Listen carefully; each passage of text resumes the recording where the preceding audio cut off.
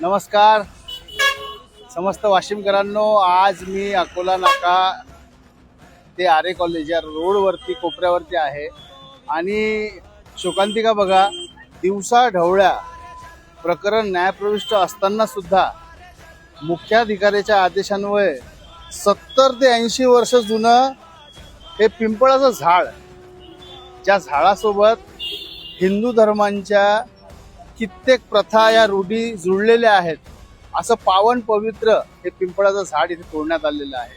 आणि हे दिवसाच्या उजेडात झालं. या दिवसाच्या उजेडात असंख्य वाशिमकर माझ्या भाऊ व बहिणींनी या रस्त्यावरून जाताना येताना या झाडाची कत्तल होताना बघितलं, पण कोणी सुद्धा समोर आलं नाही.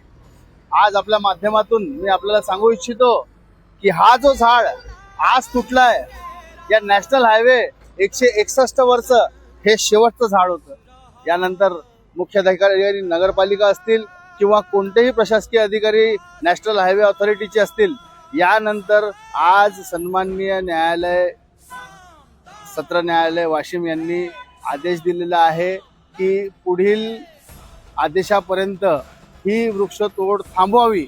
आणि आज खरं आम्ही ही जी लढाई होती, ही लढाई जिंकलेलो आहे.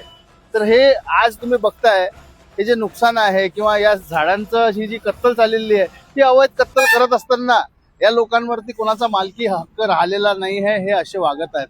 प्रशासकीय अधिकाऱ्यांना कोणाचं भीती राहिलेली नाही आहे. त्यामुळे आम्हाला न्यायालयाकडे जायचं काम पडलं आणि आज न्यायालयाने आमच्या हक्काने, आमच्याकडून, पर्यावरण प्रेमींकडून हे निर्णय दिलेला आहे. त्यामुळे सर्व माझे जेवढेही सदस्य आहेत, ज्या लोकांनी सहकार्य केलेले, जेवढे सहकर्मी आहेत, या सर्वांचे आभार मानतो आणि समस्त वाशिमकरांचे आभार मानतो की त्यांनी या सर्व मोहिमेला आमचं सहकार्य दिलं, आम्हाला समर्थन केलं. धन्यवाद.